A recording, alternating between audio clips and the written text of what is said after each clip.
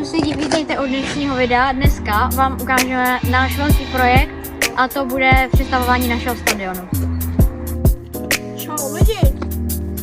Dneska tady si projdeme náš nový projekt, neboli náš nový stadion, kde budeme hrát, protože na tom, který jsme teď hráli, nebylo dost soukromí. Se může na to vyvnout. Tak a tady je parkoviště FK Borci. Lidi, tady je kamena hostů a my to tak smrtelně vážně na můj smrt. Tady budou takhle sedět hosti, budou se takhle hrát tady, nevím s čím, nějakou kapřivou leskou, a tady se budou přemlákat před naším zápasem. Tak a tady máme domácí šatnu. Tady máme i s maskotem. Tady to zrní, nebo co to je, to tady samozřejmě před zápasem nebude. Tady máme židli, tady někde bude tabule, tady máme další židli a máme tady střechu, takže a budeme tady mít i víc věcí, třeba nějaké občerstvení nebo pití, takže oproti hostům to máme jak 5hvězdičkový hotel. Tady bude zároveň i tunel s hráčem, tady bude i bety. Tady budou sedět hráči hostů a tady bude sedět pan trenér. Za mě celkově dobrý výhled.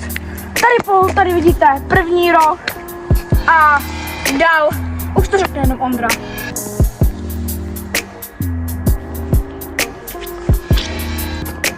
Tak a tady mají domácí, tady hezky bude sedět trenér a má úplně skvělý výhled na celý hřiště a i hezky na hráče. A tady budou sedět hráči, nebo to možná naopak, nevím. Lidi, tady sedí teď normální fanoušci prostě, kteří platili 0 korun. Tady vidíte například tento fanoušek. Co to hraješ? Fandí. Zíraj, ne? A teď tam třeba, tamhle, Co to je? Výhled sice lepší, ale to stojí do 5 korun. A my teď jdeme na náš kotel.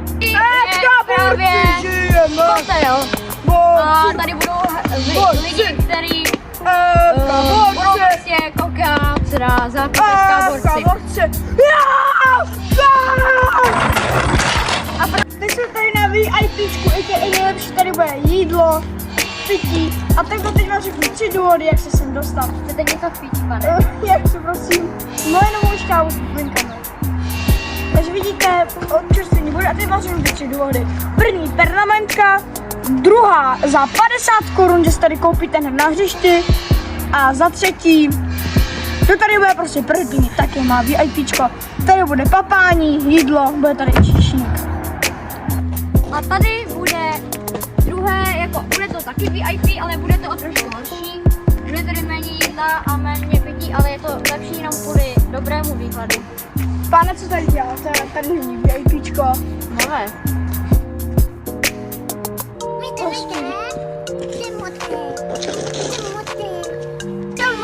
Že tak tady bude občerstvení s jídlem, taky na fotbal budou to třeba načosky, tortily, pití a tak dále. Takže tady bude v budoucnu stánek. Vidíte, jeden pár hranlíků. Jo, tady máte. Hotově. Díky. Tak a jdeme na další věc. Tak, tady sice je hřiště, ale tamhle je rodinná lože, smí tam jenom rodina a blízký přátelé. A jsou tam ještě další věci, je tam další občerstvení vevnitř a ještě se tam bude zápas vysílat živě, takže když se na tohle video koukáte, tak se omlouvám, ale asi tam sedět pravděpodobně to nebudete a ještě můžou být tady i dole a to je všechno. Teď jsme na plácku našeho hřiště, tam máte jeden roh, druhý roh, penaltový puntík, máte hezky nalinovaný a tam bude další brána a prostě tam bude větší. Pak pořídíme sítě a dáme to takhle. A já si myslím, že toto hřiště je velmi dobré. A teď si počkáme na vyjádření našeho majitele klubu. Tak, hřiště je dobré, plán je taky dobrý, všechno je samozřejmě dobré, když jsem majitel. A hřiště bude připravené k hraní a bude hotové přibližně tak nějak v červnu a prostě v létě a okolo letních prázdnin, takže doufáme, že přijdete a těšíme se. Jo, příští rok v létě. A těšíme se, že přijdete. A teď na závěr vám ještě řekneme, že až bude stadion připravený k fotbalu nebo k hrání fotbalu, tak začnou prodávat permanentky a budou prohlídky stadionu. Přijde Jirka. Takže jsme u konce videa, dejte like, odběr s zvonečkem, za 50 odběratelů můžeme vysílat živě na YouTube naše zápasy. Takže dávajte odběr. Dávajte odběr, děkuji, že jste tohle video sledovali, dejte like, odběr s zvonečkem. A zatím čau. Yo, yo,